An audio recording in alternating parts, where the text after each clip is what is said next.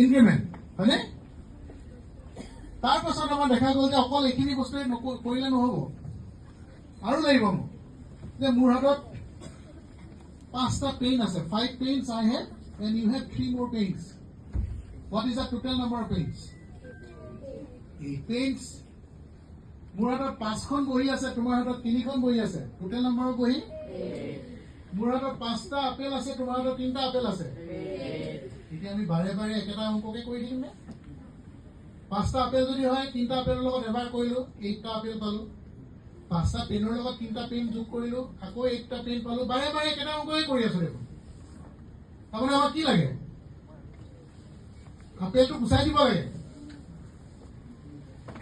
বুজি পাইছা?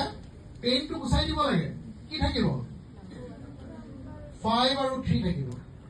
আমি কি কৰিব লাগিব? 5 + 3 কৰিব লাগিব, 8।